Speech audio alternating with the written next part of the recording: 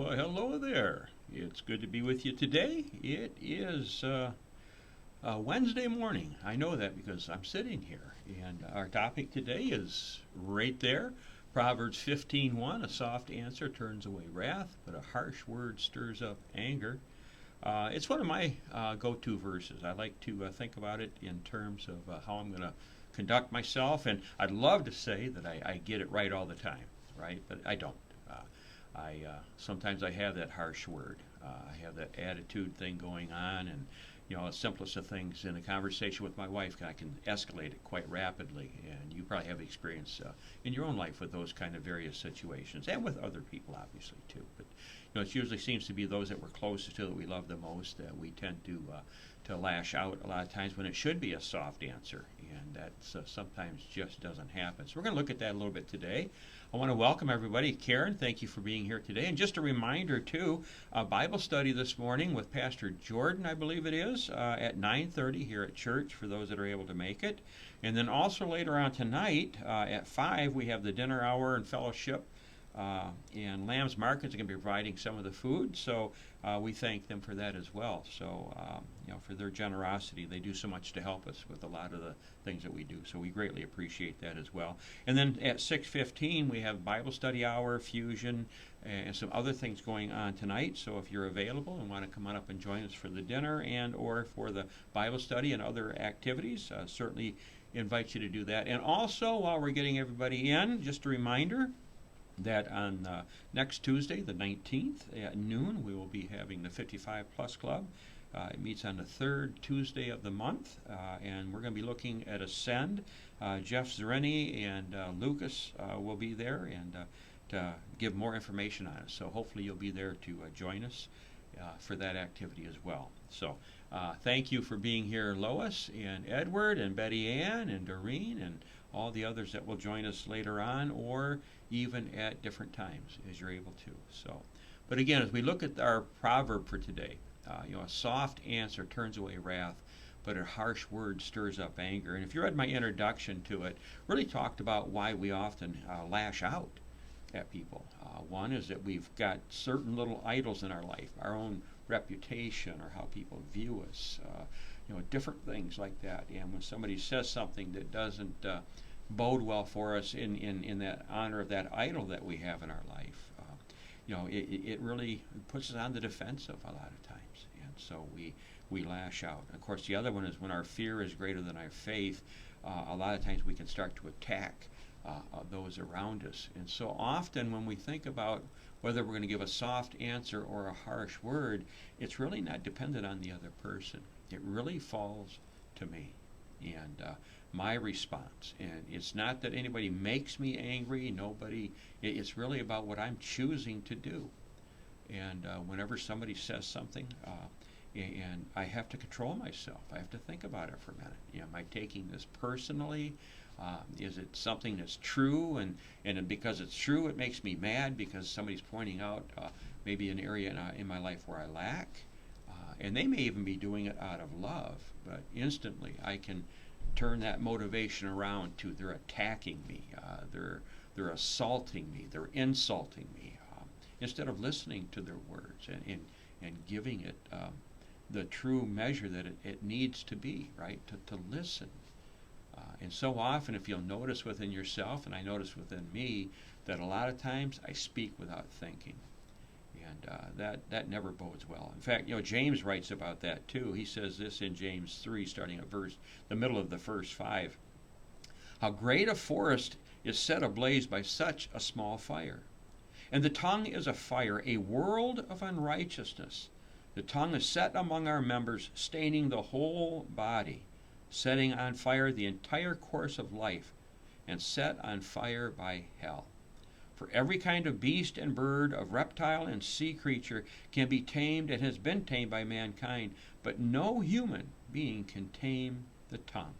It is a restless evil full of deadly poison.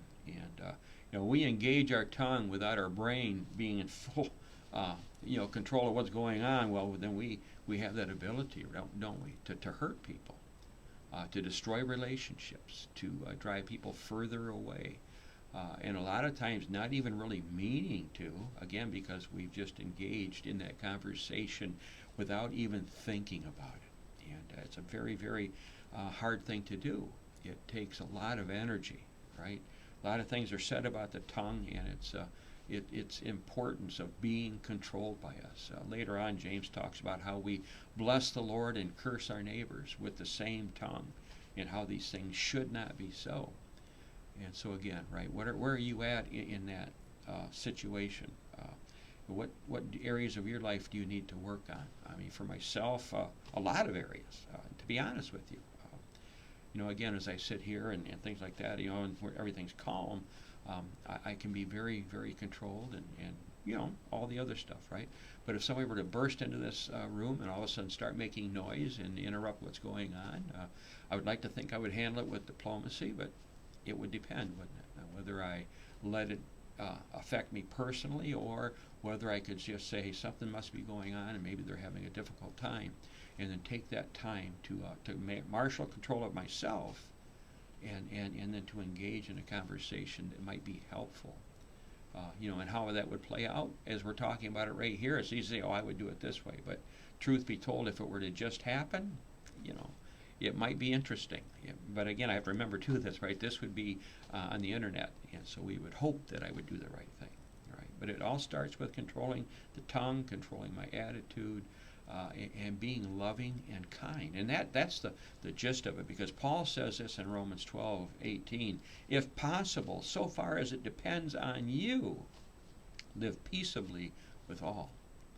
And again, that word all doesn't mean with just people that we agree with or people that we're friends with or any of that kind of stuff, but with all people, wherever we're at. If you're in the store, and of course that's the easiest one to go to, right?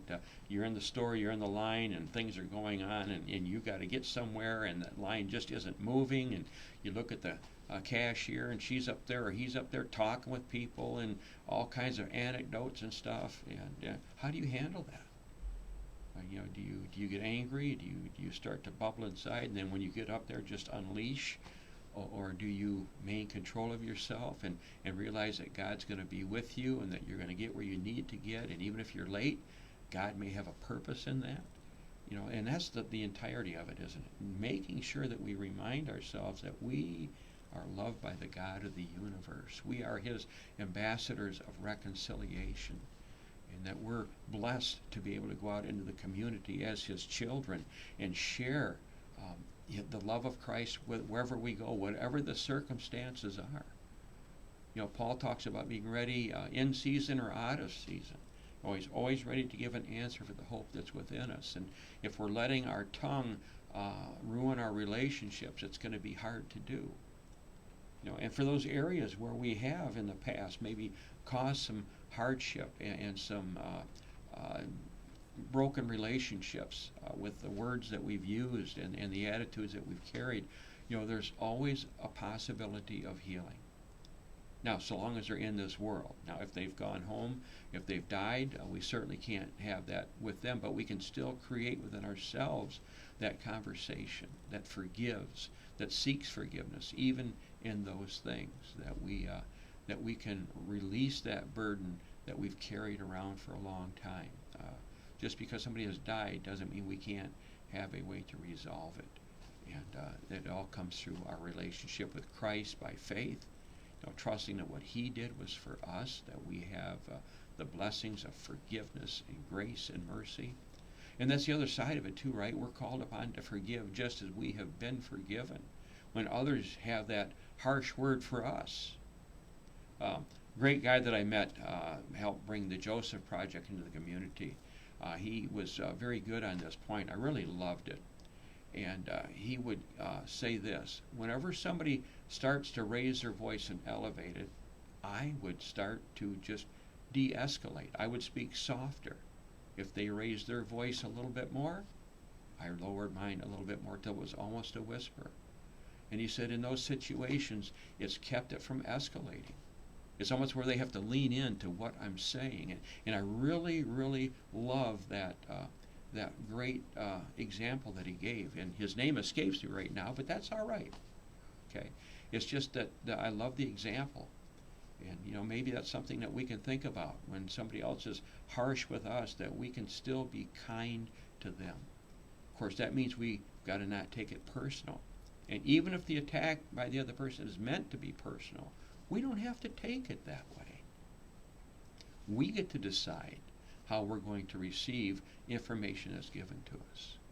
When we take things personal, they start to attack us.